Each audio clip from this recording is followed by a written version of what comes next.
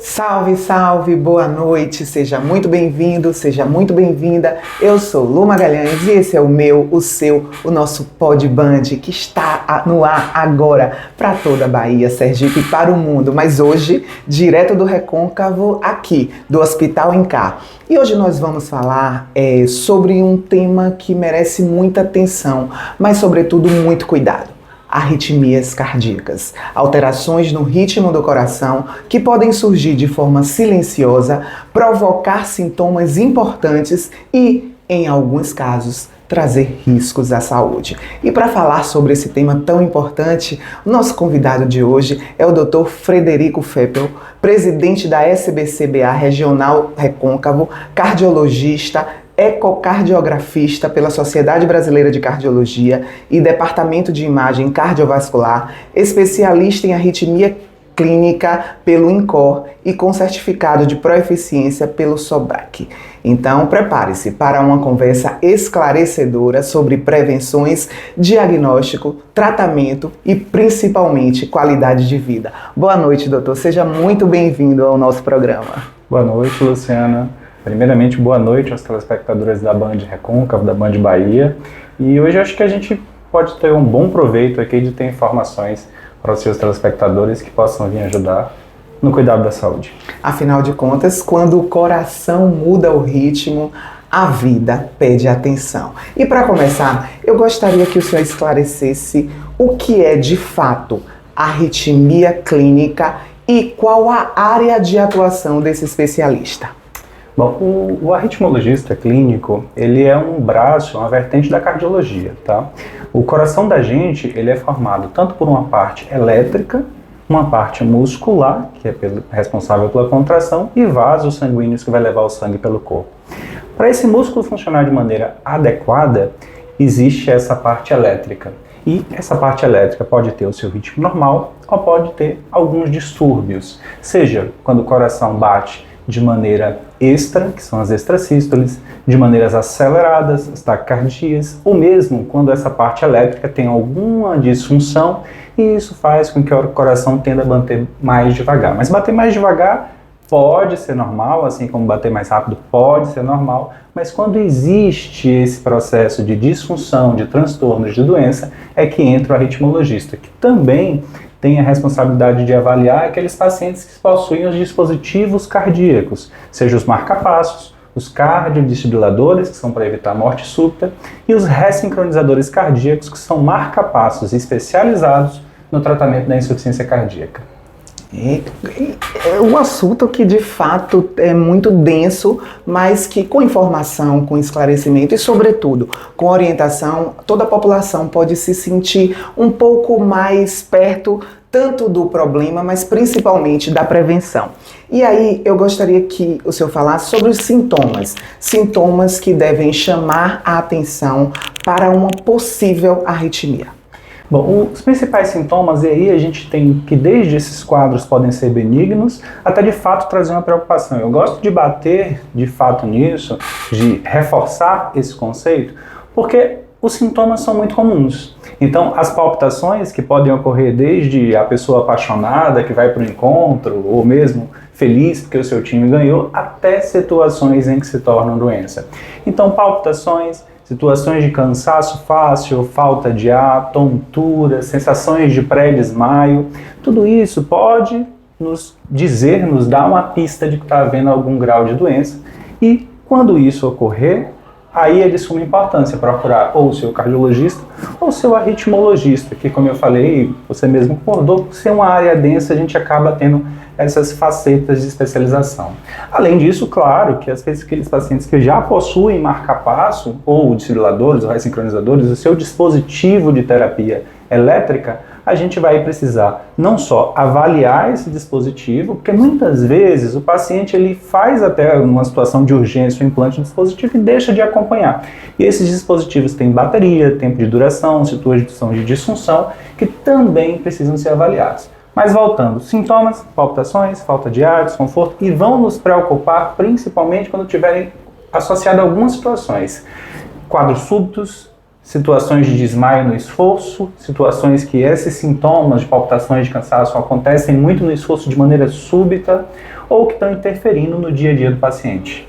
Ótimo, excelente. A gente já entendeu o contexto, a gente já entendeu quando precisa procurar de fato um especialista, mas quais são os principais exames usados atualmente para diagnosticar as arritmias cardíacas? A primeira coisa é informar a população que é importante o profissional especializado por isso, às vezes sem nenhum exame, só com a história clínica e principalmente quando a gente vai buscar o histórico familiar desse paciente, a gente já consegue construir uma situação diagnóstica. Mas claro que a gente está falando da parte elétrica. Então, o eletrocardiograma, quando a gente tem uma foto daquele momento do ritmo cardíaco, ou mesmo a gente não consegue pegar aquele momento porque o paciente não conseguiu chegar na clínica e tudo, e a gente pode lançar a mão de exames de Holter, que são monitorizações de 24 horas do ritmo cardíaco, monitorizações de Looper, que são monitorizações de 7 dias, e em alguns casos, até monitorizações que duram meses a anos, com dispositivos específicos. Além disso, a gente está lidando de uma parte especializada da cardiologia. Então, além desses exames elétricos, a gente vai avaliar o teste ergométrico, que é o como se comporta essa parte elétrica durante o esforço. Muitas vezes vamos precisar ver a função cardíaca e para aí existe o ecocardiograma, que é o ultrassom do coração. E bem como se identifica-se que há de fato uma doença elétrica, a gente pode lançar a mão até de outros exames mais ainda especializados, como a angiotomografia de coronários, ressonância cardíaca, até mesmo cateterismo. Mas eu coloco que existe um grande arsenal a ser investigado, a ser percorrido, que podem ser ou não necessários de acordo com o paciente. E por isso que é importante essa avaliação, como eu te disse, começa na história clínica e pode sim ser necessário de um exame que vai ser complementar esse diagnóstico. Perfeito. Marca-passo, a gente escuta falar, alguém botou um marca-passo e tal, mas quais são as situações que de fato costuma ser indicado? Bom, como eu falei, a arritmia ela pode atuar nas situações de que o ritmo ele acelera muito nas taquicardias e lembrando mais uma vez, não é que o paciente está fazendo um esforço e o coração tem que acelerar, está apaixonado, tem que acelerar. São situações que ele acelera de maneira súbita e que não precisava acelerar. Você está aí sentadinha vendo sua televisão e de repente, puf, disparou. Isso aí é um sinal de que pode sim haver um distúrbio elétrico. Mas voltando ao marca-passo. O marca-passo ele é um dispositivo que ele vai ser utilizado para o tratamento das bradicardias, que são os momentos em que, normalmente um distúrbio elétrico do coração vai precisar do eletrocardiograma para o diagnóstico. Esse paciente tende a ter uma frequência cardíaca que deveria ser 50, 60, 70, no esforço mais do que isso, mas ele não acelera mais porque a parte elétrica está doente. Ele só tem agora o componente muscular dele para mandar. E aí, com isso, se o meu coração não bate de maneira adequada, não vai chegar sangue no rim, no pulmão, no sistema nervoso central, e com isso ele pode ter desmaio, cansaço, fraqueza e tudo mais. É nessa circunstância que entra o marca-passo. E a gente precisa desmitificar um pouco. Antigamente o pessoal vai abrir o peito para botar um marca-passo. Não, cirurgia pequena, dura de 30 minutos a 1 hora, paciente interna no dia, sai no outro, e todas as idades podem fazer? Podem. Existem situações que crianças muito pequenas, bebês, recém-nascidos, que vão chegar a 1 ano de vida já podem precisar de marca-passo, da mesma forma que a população que mais precisa de marca-passo é justamente aquela população que o sistema elétrico envelheceu, ou seja, os mais idosos. Então é muito comum a gente chegar para um paciente e falar assim, mas ele tem mais de 90 anos e por que vai botar um marca-passo se ele tem mais de 90 anos? Mas é aí que vai botar um marca-passo. Mas meu Deus, é um risco, vai fazer uma cirurgia perto do coração. É aí que a gente tem o maior benefício, porque cirurgia simples, segura, com um grande conhecimento técnico dos nossos especialistas invasivos e que o paciente, como eu falei, entra num dia, sai no outro e vai ter um ganho absurdo de vida. Ou seja, eu tirei a causa que vai levar ele a um problema e muitas vezes a morte. Exatamente. A gente tratou. Tá bom? E o acompanhamento e a programação desse implante? Pronto. Uma vez indicado, e normalmente essas indicações vão vir através ou das consultas e avaliações, ou mesmo de situações mais críticas de emergência. Aqui a gente está falando do marca-passo convencional. Uma vez implantado, normalmente a gente vai fazer essa avaliação aí no primeiro mês, para ver se está tudo bem em relação à cirurgia. Como eu disse, hoje uma cirurgia muito tranquila, existem riscos como qualquer outra, mas são pequenos. E posteriormente a isso a gente faz uma avaliação a cada 6 meses, normalmente, a depender do paciente a gente vai fazer uma avaliação por menos ou mais tempo, de acordo com a necessidade voltada àquele paciente. Esses dispositivos costumam ter uma bateria que dura de 8 a 12 anos. Eles hoje têm uma capacidade de blindagem muito boa, o paciente pode fazer qualquer exame de ultrassom, qualquer exame gráfico, qualquer tomografia. Existe uma situação mais específica, os exames de ressonância, que hoje também podem ser utilizados, desde que indicados por algum profissional médico, pesando o risco-benefício, e neste caso a gente vai precisar ver se o marca-passo é possível e precisa fazer uma programação. Mas, ou seja, o paciente vai viver normal. Existe muito isso, mito, exatamente. Né? Seria a próxima pergunta. Pode levar uma vida normal a pessoa que usa o marca-passo? Porque todo mundo já tem em mim, assim, tal pessoa usa marca-passo, então tem aquele cuidado inicial. Se bem que hoje está realmente bem normal, com naturalidade, por ser um procedimento pouco invasivo e ter essa tecnologia à disposição atualmente. Embora dentro do Brasil seja menos comum, fora do Brasil a gente tem situações que tem atletas que usam dispositivos, seja marca-passo, cardiofibriladores, e basicamente ele vai viver uma vida normal, desde que ele tenha. Tudo vai depender muito da doença de base. Por que esse paciente botou um marca-passo? E muitas vezes é um marca-passo só por uma alteração da parte elétrica puramente. Ou seja, esse paciente vai viver normal. Hoje se fala assim muito, e celular, pode usar? Pode usar celular. E equipamentos de cozinha, pode usar? Em geral, vão poder ser utilizados. Como eu te disse, acompanhamento médico como cirurgias, procedimentos, vão poder ser realizados. Vai poder dirigir? Mais uma vez, depende da condição clínica do paciente. Mas, em regra, vai. A gente respeita um período ali do período pós-operatório, mas vai poder fazer. E eu posso correr? Vai poder correr, desde que seja o acompanhamento feito. As programações regulares que a gente conversou são importantes para a gente fazer ajustes de frequência. Esse paciente vai poder fazer atividade física? A maioria das atividades físicas vão poder realizadas. Meu Deus, mas eu botei um marca-passo, eu posso entrar na piscina? Olha, depois daquele período de cicatrização da pele, esse paciente vai poder mergulhar, andar na piscina. É claro que existem pormenores de acordo com a doença de base, onde mergulhadores a gente vai ter que ter um pouco mais de cuidado, se o cara pilotar um avião a gente vai ter que ter um pouco mais de cuidado, mas assim, aí é uma questão da condição clínica do indivíduo. O que eu quero dizer hoje é que o marca-passo não é mais um bicho de 7 cabeças, como a gente falava antes, né, daquela saudosa música.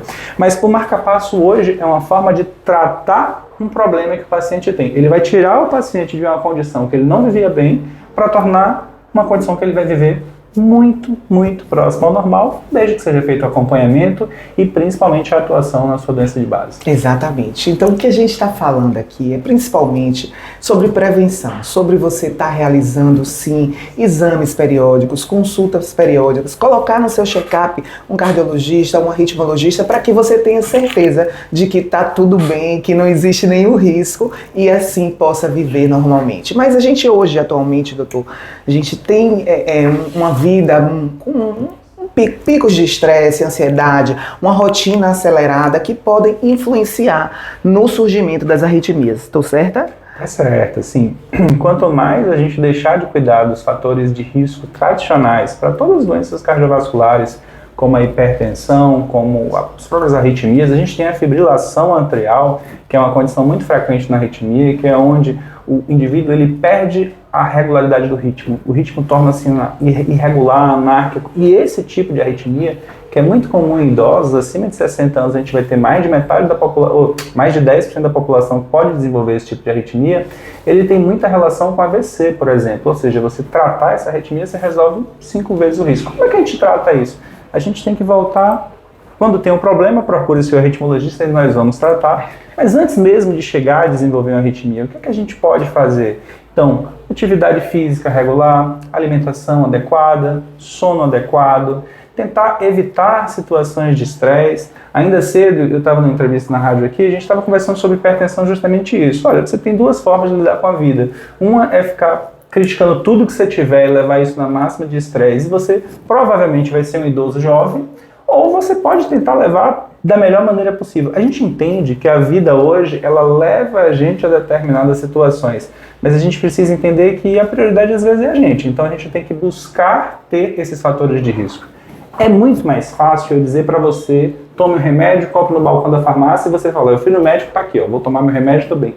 É muito mais difícil a gente corrigir o que vem antes da doença, que é justamente a atividade física regular, ritmo saudável de vida. As diretrizes preconizam aí 150 a 300 minutos por semana, a alimentação, controle do sono, evitar o álcool.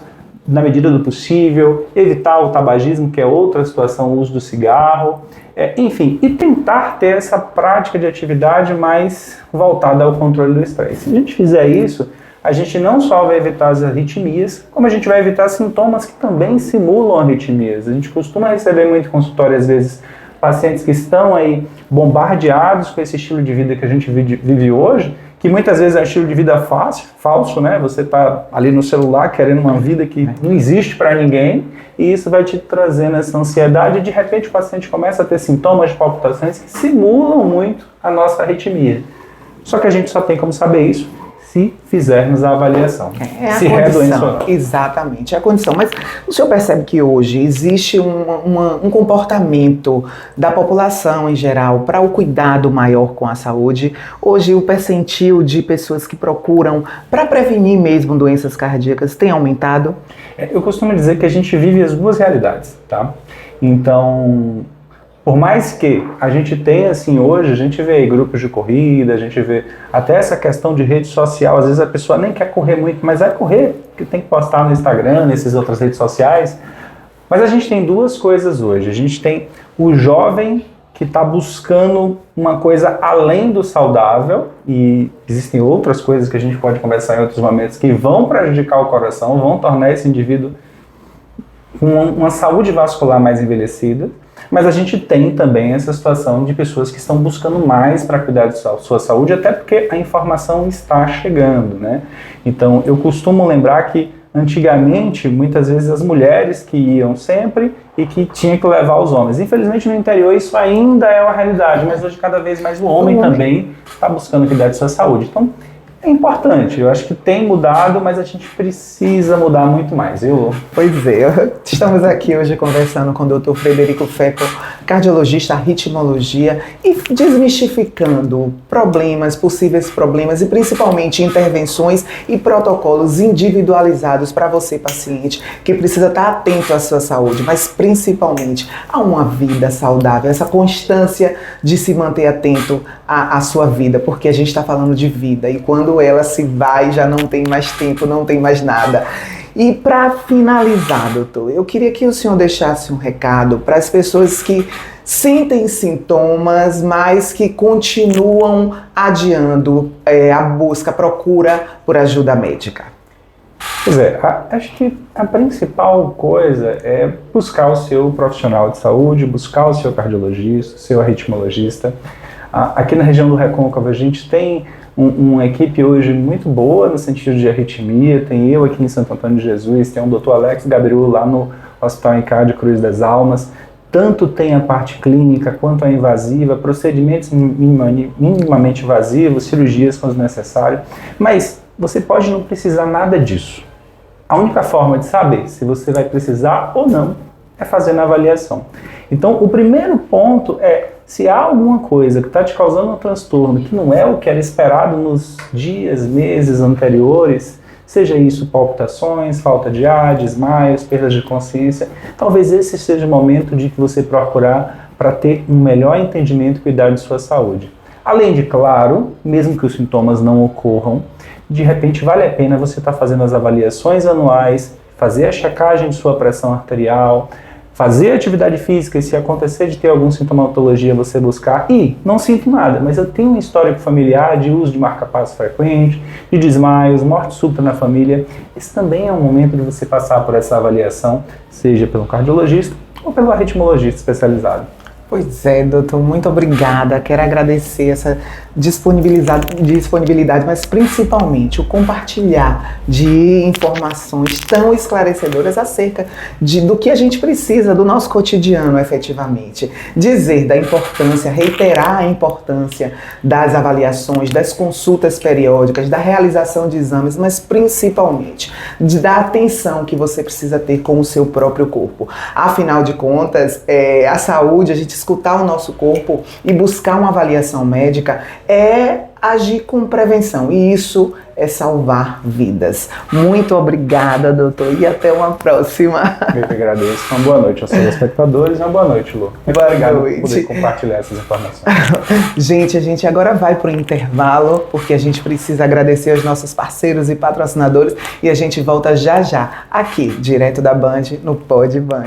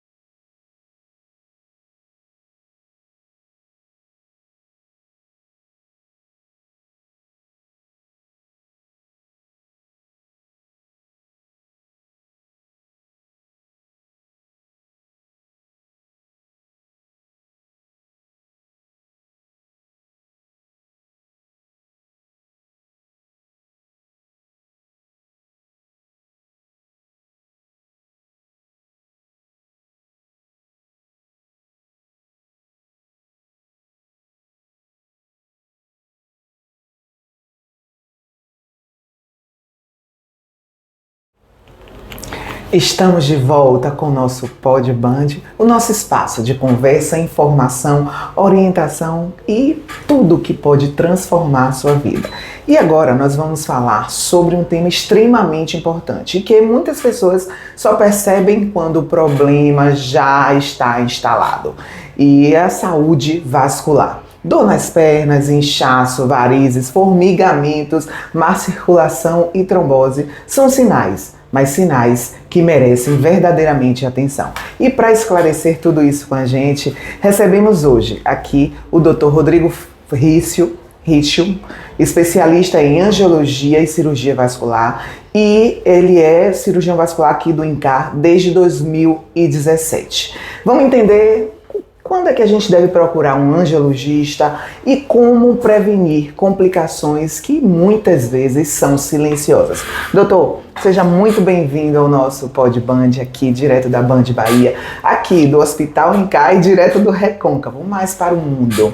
Eu quero dar boa noite, já agradecer e já falar que quem cuida da circulação protege o caminho da vida. Boa noite. Boa noite, Luciana. Tudo bem? Boa noite a todos. Quero agradecer enormemente o convite e espero poder contribuir um pouquinho com essa questão bem frágil, que é a questão sensível, que é a questão vascular.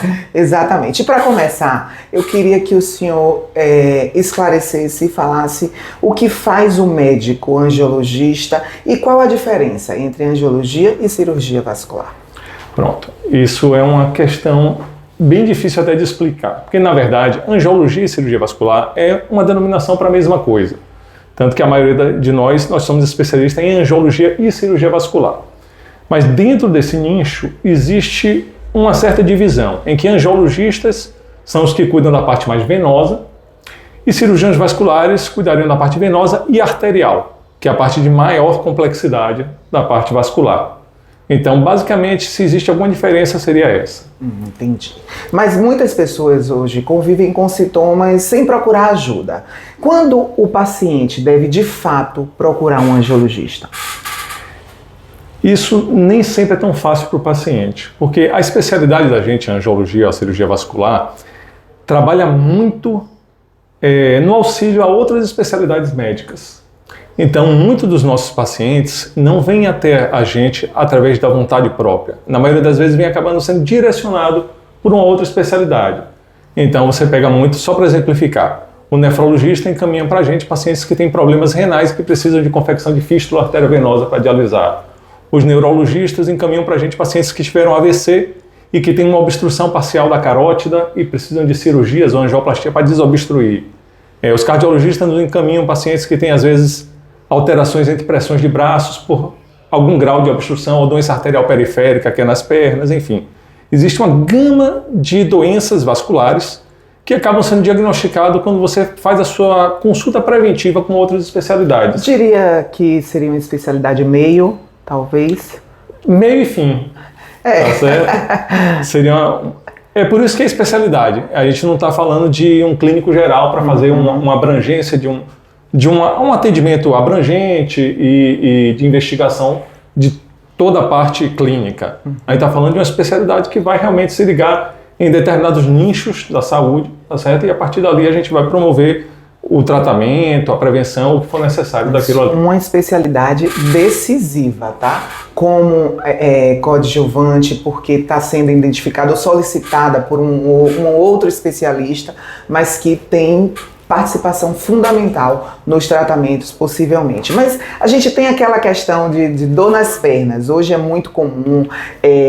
Esse é um sinal de um problema vascular necessariamente?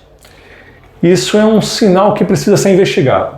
Na verdade, se a gente considerar desses pacientes que chegam por vontade própria ao consultório, certo, espontaneamente, 90% chegam com queixas nos membros inferiores, nas pernas, ou com inchaço, ou com dores nos membros inferiores.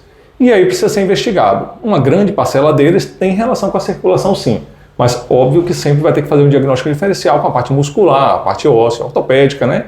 E outras doenças sistêmicas que também podem levar a inchaços e dores nos membros inferiores. Varizes. Esse é o dia a dia do consultório. Nem sempre é uma questão estética, assim. Às vezes pode se tornar um problema sério de saúde. E como tratar, como identificar que é um caso cirúrgico e quando a pessoa precisa procurar um médico? Pronto. Varizes, na verdade, não é nada mais do que as veias dilatadas na perna. Então você precisa visualizar, tá certo, essas veias para você considerar que você tem varizes visíveis e querer procurar o angiologista no consultório. Mas mais importante do que procurar porque você está vendo é procurar porque você está sentindo. Então os pacientes que têm peso e cansaço no final do dia, que tem queimação na perna, que tem dor na perna, que tem edema, de preferência vespertino, aquele edema que começa já no final do dia para a noite, tá certo? Esses são candidatos a ter a doença chamada insuficiência venosa crônica, que é a doença de varizes. Então esses pacientes, independente de enxergarem alguma varizes ou não, merecem uma avaliação vascular. Devem procurar seu angiologista para fazer uma avaliação, porque o exame de Doppler vai fazer uma avaliação mais do que superficial. Ele vai fazer uma avaliação da parte mais profunda da circulação e vai mostrar para a gente se tem algum refluxo de sistema venoso profundo, sistema venoso superficial de safenas, para que a gente possa fazer um diagnóstico correto e indicar o tratamento adequado. E quais pacientes têm mais risco de desenvolver doenças vasculares? No caso de varizes, que é a mais comum, tá certo? Mulheres são mais susceptíveis do que homens, tá certo? Mas existe uma série de fatores de risco para isso.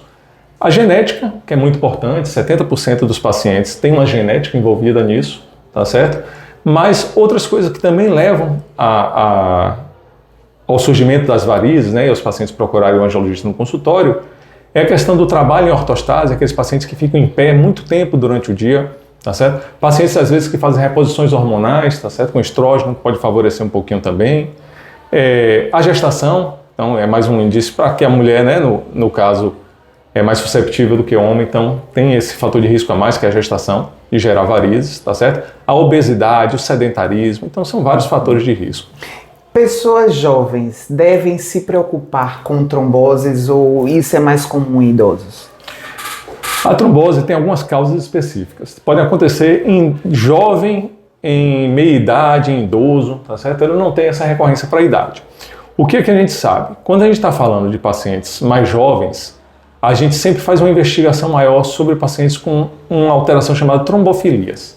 São alterações intrínsecas do paciente que favorecem o risco de desenvolver a trombose. Então, um paciente jovem que tem trombose, a gente não pode se limitar a entender que aquele paciente desenvolveu porque usava anticoncepcional. A gente precisa fazer uma investigação para saber se aquele anticoncepcional foi, na verdade, um gatilho e se ele tem alguma alteração intrínseca para desenvolver.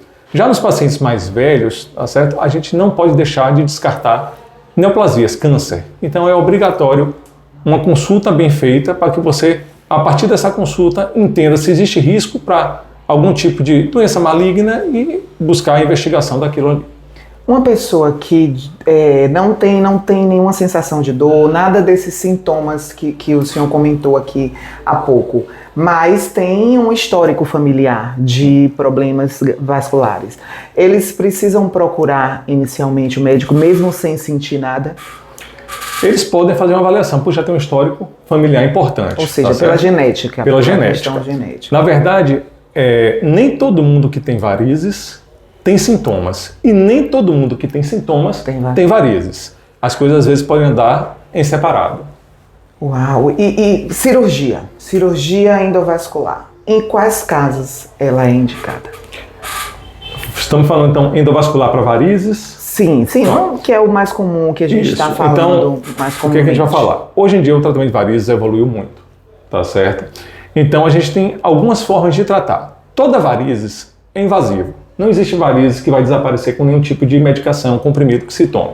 Então, a elastocompressão, que é a meia elástica, que é tem papel importantíssimo no tratamento da insuficiência venosa crônica, tá certo? É importante. As medicações, tá certo, que se toma são muito importantes para aliviar os sintomas, mas toda varizes ela é cirúrgica. Óbvio que ninguém é obrigado a fazer a cirurgia. Isso é um entendimento do médico com o paciente. Se quer fazer, se não quer fazer, se precisa, se não precisa, e aí você chega no consenso. E a partir daí, existe a terapia para aquelas microvarizes, só com aquelas aplicações de telangiectasia, são as injeçõezinhas que tem. Tem o laser transdérmico, tá certo? Consegue fechar algumas varizezinhas finas, mais profundas, que alimentam esses vasinhos.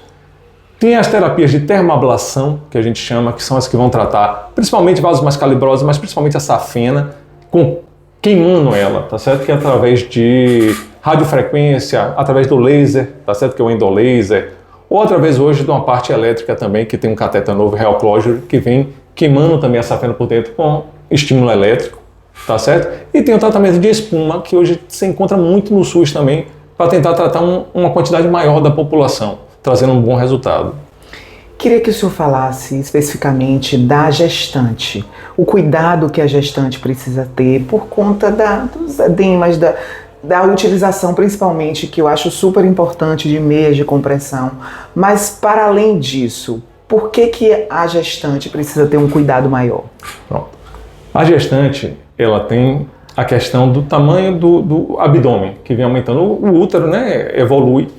E a partir desse útero, tá certo? Começa a haver compressão das veias do abdômen. E isso aumenta a pressão venosa dos membros inferiores, tá certo? Por isso que, principalmente no terceiro trimestre, lá no final da gestação, começa a haver um edema maior. Então, além de reter mais líquido, tá certo? Existe uma dificuldade nesse retorno venoso.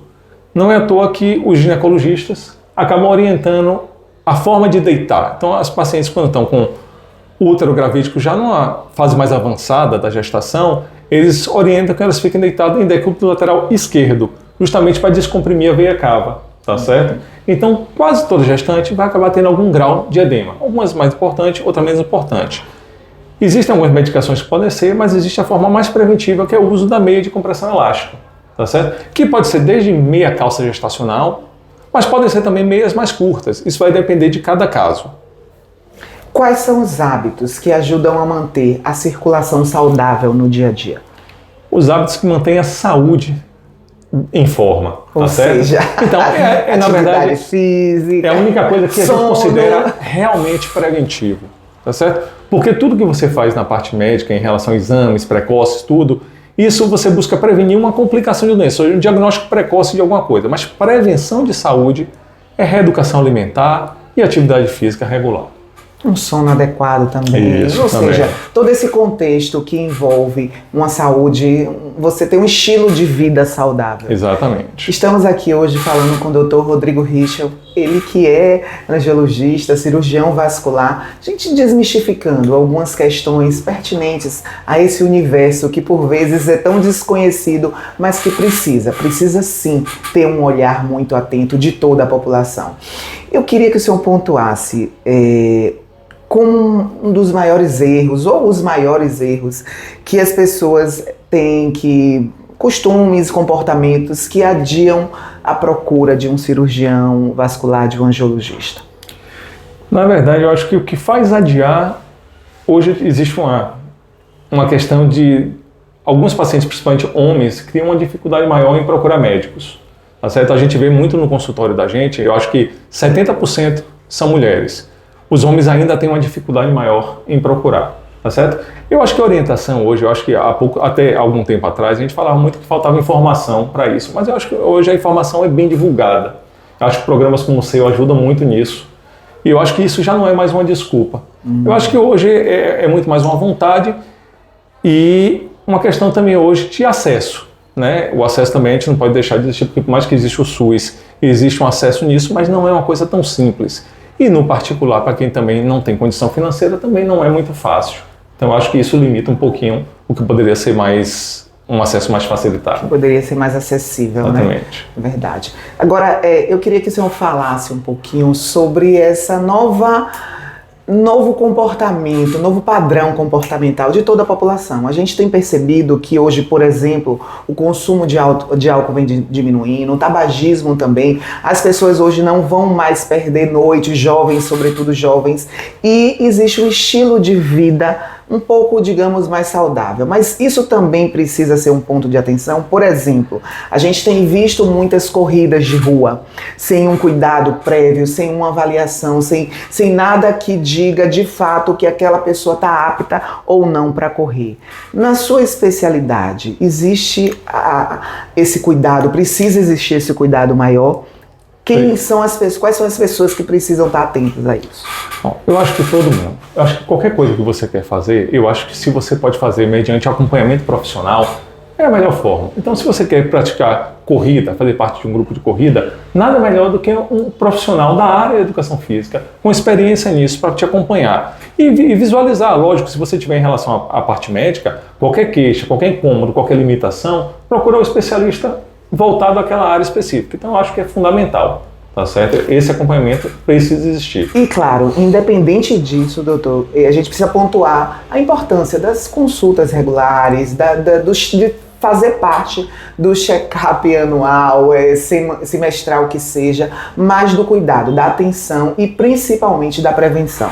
É isso que eu ia finalizando do que eu falei.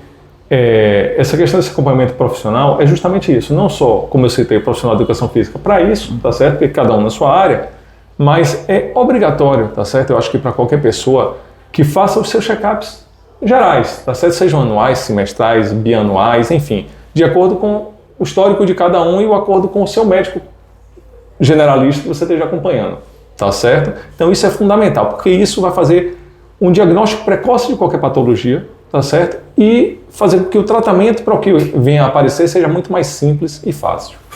Eu queria agora que o senhor deixasse um recado para quem sente sintomas, mas insiste em achar que é normal.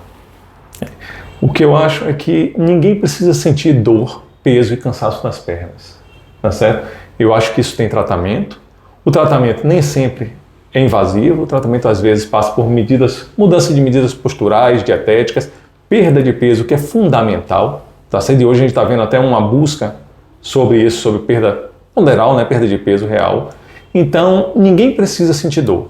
Eu acho que se você sente dor, peso, cansaço, queimou, ardor nas pernas, merece uma avaliação vascular. Procure seu angiologista, marque uma consulta e faça uma avaliação, porque você tem como passar com melhor qualidade de vida daqui para frente, sem precisar sentir essas queixas. Que conversa necessária nós tivemos hoje aqui. Muitas pessoas aprendem a conviver com dores, com inchaços, com desconfortos, sem perceber que o corpo está pedindo atenção. A saúde vascular é qualidade de vida, a mobilidade e prevenção de complicações sérias. Quanto antes buscar ajuda, maiores as chances de um tratamento simples, mas sobretudo eficaz. Quero muito agradecer ao senhor doutor pela disponibilidade, principalmente por compartilhar a informação com tanta veracidade, mas com tanta propriedade acerca principalmente do que a gente tem como dúvida, como especialidade, ou na questão do angiologista e do cirurgião vascular, mas principalmente das doenças e sobretudo da prevenção. Quero agradecer muito pela disponibilidade. Eu que agradeço, Luciano, o convite. Eu acho que é muito importante esse tipo de programa como o seu, tá certo? Eu acho que realmente, em relação ao que a gente falou agora há pouco tempo sobre a informação, eu acho que isso faz com que a informação seja difundida a cada dia mais, tá certo? Espero ter podido ajudar a retirar algumas dúvidas que possam existir e estou à disposição sempre que precisar. Pois é, muito obrigada mesmo. Muito obrigada a você que acompanhou o nosso Pod Band aqui, direto da Band Bahia. Quero também agradecer a você que vai acompanhar, vai assistir posteriormente. Afinal de contas, esse é um conteúdo atemporal e tenho certeza, de alguma forma, vai ser muito importante para você. Algum familiar, algum conhecido vai poder usar informações aqui deste programa para a vida. Quero agradecer a você você que está acessando posteriormente, já falei, mas quero agradecer a você que de alguma forma se utilizou desse conteúdo que a gente trouxe aqui para você. Não temos mais tempo, nós já vamos encerrar o nosso Pod Band, mas quero dizer que ignorar sinais hoje pode custar passos amanhã. Que Deus nos abençoe. Até nosso próximo programa. Beijo, beijo!